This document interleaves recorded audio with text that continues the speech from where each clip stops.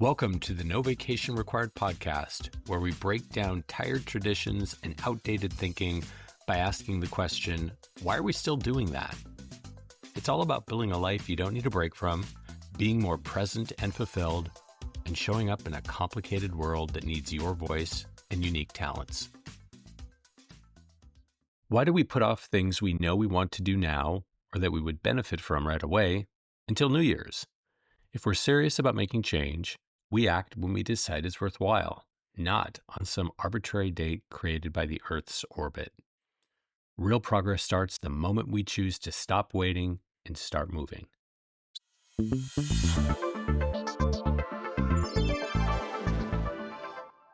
I don't have a mind share for this week, so I'm going to cede my time to the gentleman to my left.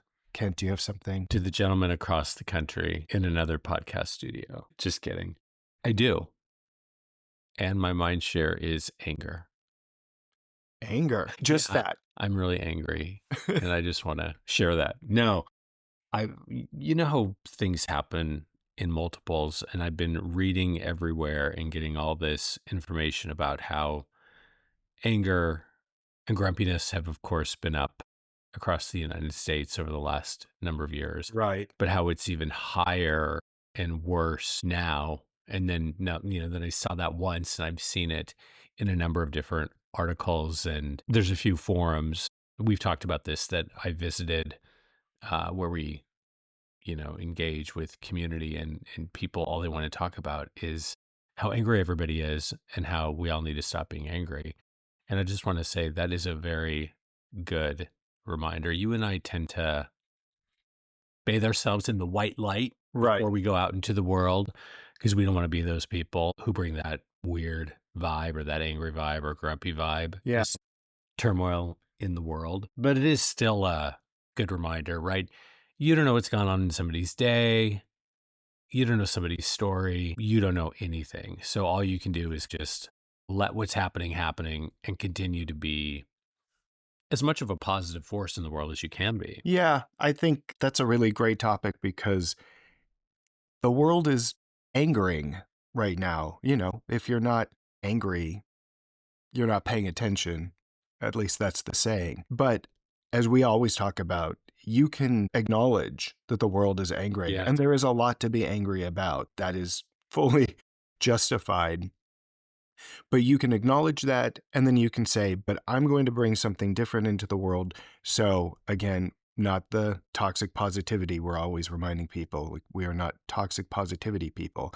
Acknowledge what's going on in the world and then say, but I'm not going to participate in that. I'm not going to make it worse for people and bring something different. It's not easy to do, but with a little mindfulness, you can pull it off. And boy, you're so right. We really need that now. Yeah, kind of what you said, despite insert awful thing here, I'm going to be this way because being any other way is just stupid, and it's going to ruin a lot more of your day and week and life than whatever you're bringing to that moment.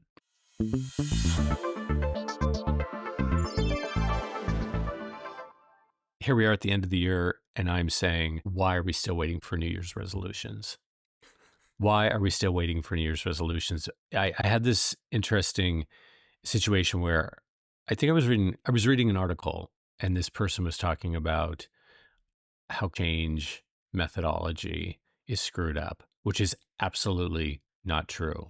I've literally had the advanced coursework on how effective a proper change process is and how a thought out plan is what works best for most people. But what this guy was saying was driving me crazy because a lot of it was silly and stupid. But, he did kind of say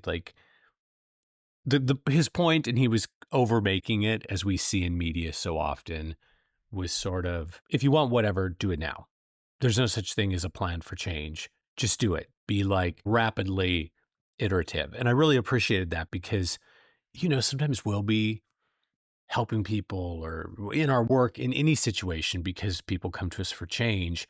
And there's this part of me that will say like, okay, we don't need to build out a 4-year plan for this. If you wanted to, you could jump on this right away. So it just got me thinking about, well, specifically, we just kind of like to open talking about our situation, how we're very comfortable with being very flexible with how we change. Some things we'll do on a plan because, again, it's important and it's fun to kind of have a plan and test it out and change gradually and all that stuff that we know will oftentimes create more positive long term outcomes. When there's times where, you know, you say, let's start having salad for dinner. It's like, why not just start that right now? We Do don't that have right to away. we don't have to wait till January 1st. And there's this weird thing about New Year's specifically, and I'd love to hear your thoughts on this, where it could be February and people will say, "Yeah, I want to read more. I'm going to put that on my list for January 1st." I think if you're immediately putting something on your list for January 1st, I mean, bravo to you for like mental health and not overloading yourself. But I think that's a sign. Do you really want to do it? Have you really thought it through? Yeah. Well, I'll be interested to hear if you agree with this, Ken, but I think as you're implying that New Year's is great. It's great to have some plans for the new year, the whole new year, new you thing. There's a place for that. New year, new you. Yeah. Exactly. Yeah, that is Right. cool. But it's also a way to just delay progress. And I think a lot of people will put things on their New Year's resolution list because they're afraid to make the change or they're not actually committed to making that change. So it's a way to push it off. I think people fear that if they start something and then they don't see it through, that means they've failed or that they can't then change their mind about it or adjust it. And so they're scared to just start something. They want to have, the analysis paralysis problem where I'll put it on for New Year's and then that'll give me lots of time to prepare for it and think about it and make sure it's the perfect kind of change for me. Yeah, And in fact, that isn't how change works. That isn't how you can be successful at change. So, uh, I think the point here is getting more comfortable with, yes, putting a few things on your New Year's resolutions. That's fun.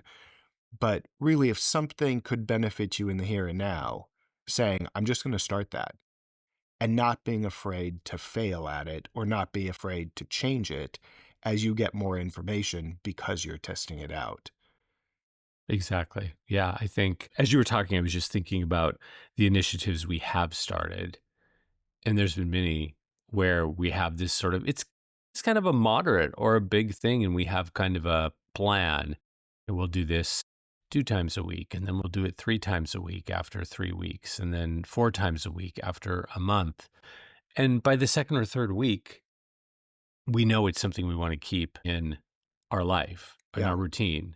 And we'll have a quick conversation like, okay, so is today the day we just, pull this out of this change program and make this a permanent thing? Similarly, thinking of all the things, and we laugh a lot about this because this happens a lot, things we just want to dabble in. And we know instantly as well, okay, this isn't working. There's no need to try this out for 3 months. Yeah. This isn't working.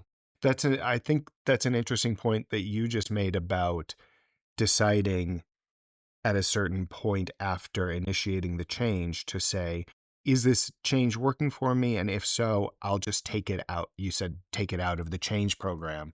And I don't think a lot of people consider change like this. Like, I'll test it out. If I like it, it's no longer sort of this thing I'm trying to do. Yeah. I'm just going to do it. And then I can move it into a different bucket. Alternatively, I can say, I'll reevaluate this thing at 3 weeks. That doesn't mean I fail if it doesn't feel right for me. And I don't have to go into change thinking, I'm going to do this thing and I'm going to do it for the rest of my life. Perfect. So, something I want to talk about following on from that last segment is just how much of the talk about change is so pressure filled. I remember this person, I don't even remember where we heard this, but I bet you do, Kent, or will remember hearing it, that if you say you're going to do something and then you don't do it or you don't follow through in the exact way that you intended to, you're lying to yourself. Yeah. And I think there are times where that's definitely true, where you're entering into something knowing you're not going to follow through. But there's also plenty of times where you enter into something with the best intentions. And then because you are now learning something new after making whatever change, you shift. That's just, you're iterating. That's just how change happens. But I think this idea that if you don't follow through in the exact way you set out to, you've lied to yourself, puts so much pressure on the pre-planning Yes. part that it sets you up for complete failure, even if in fact you do make some really profound change. So that idea of just this, the talk about change having so much pressure around it. Yeah. I think, well, this is our whole theme, New Year's resolutions. Yeah. We were just saying in our conversation about this episode, New Year's resolutions is spelled Pressure. It's Yeah. just all of this pressure. And this is kind of a theme, of course, in our podcast and in the work we do. Fluidity. Fluidity works best when you can decide to lean into that, when you have the ability to lean into it, when it's your personal world and not your work or career. Because when you were talking, I was thinking about, the bottom lining we often have to do, and it's often around change behaviors and getting to that point where you just have to, what's called bottom lining with the client and saying, okay, what's going on here? Do Yeah. you want to do this or not?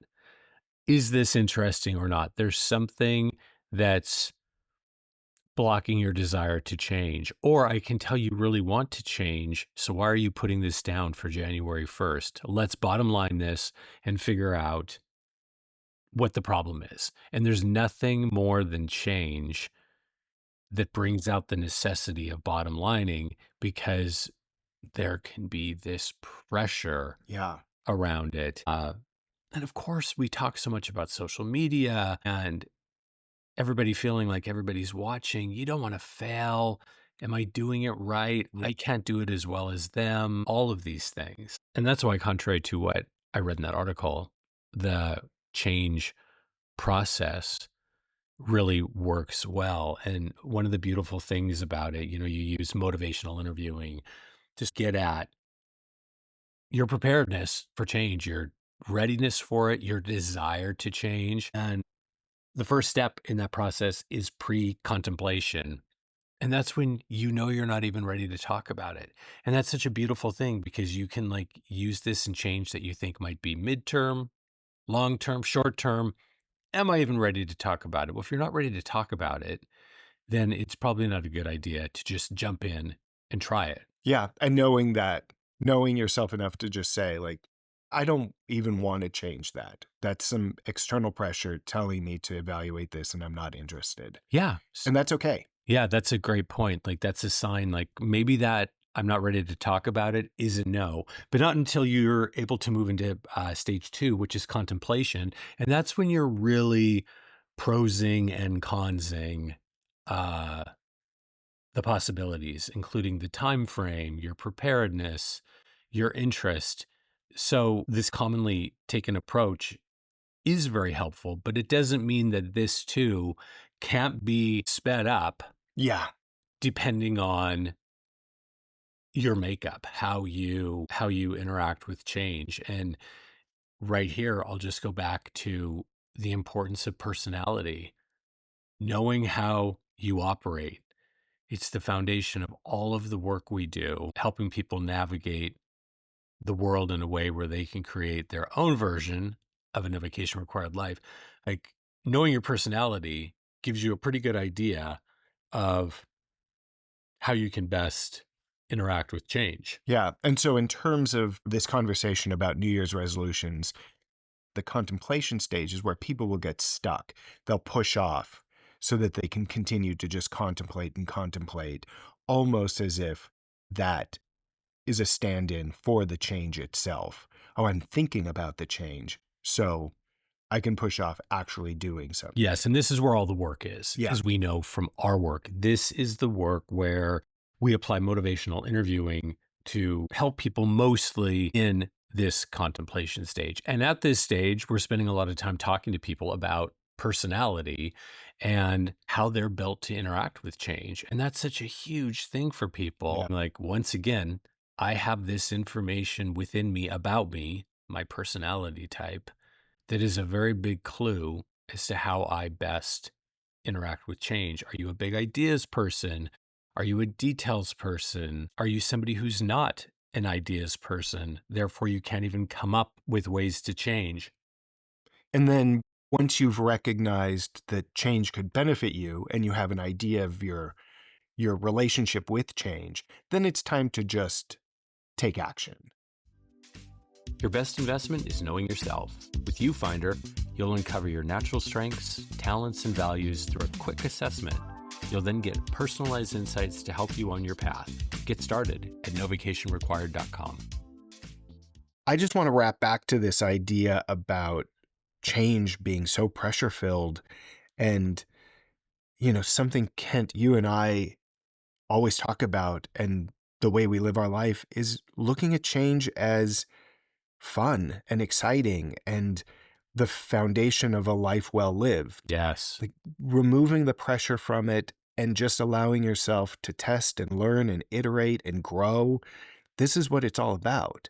So we don't have to go into everything feeling so, if I don't get this exactly right, I'm a failure, which leads to just, depression and performative change and doesn't really satisfy you or anybody. Yeah, I was thinking about my mind share at the beginning about anger. And essentially, that's about change. What I talked about, bringing a fresh perspective to a situation, seeing somebody who seems angry or just seeing the grumpiness and deciding, we don't know what's going on with those people. Let's be positive. I'm going to be positive. These are all micro change initiatives. It's basically just bringing a different energy, trying a new thing.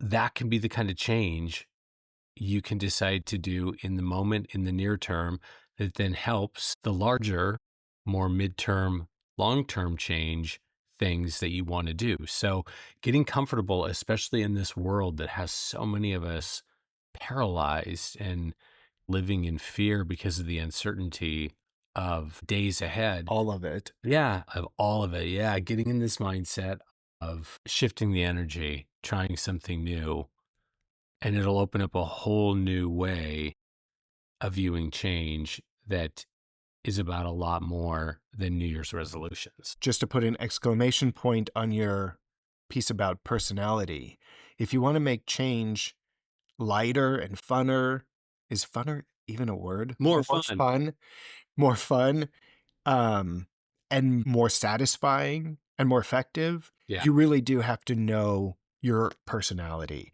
and know your relationship with change and uh, how you most optimally approach change. And when you do that, it's a lot easier to let it be casual and fluid and fun.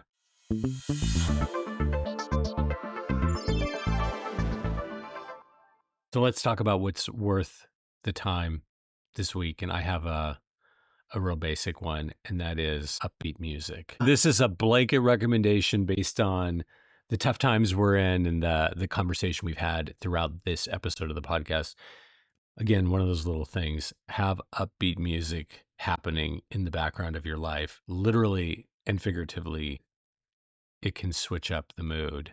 That's true. We start our morning listening to a playlist of the most cringe upbeat music, but the kind of music you just can't help but smile at. Yeah. Well, on a like decidedly less upbeat note, but very important. It's upbeat, I think. Well, yeah, I mean, it's upbeat, but end of year book lists are coming out, and I was excited to see that two of our favorite books of the year are showing up on practically everybody else's favorite books of the years or best books of the year. And I said not upbeat because they're pretty heavy topics, but they're exceptional books. So one is No More Tears, which is about Johnson and Johnson. Yes. And the other is Careless People, which is a fascinating look into Meta, formerly Facebook, by a whistleblower. And they're incredibly good reads. It's really important information.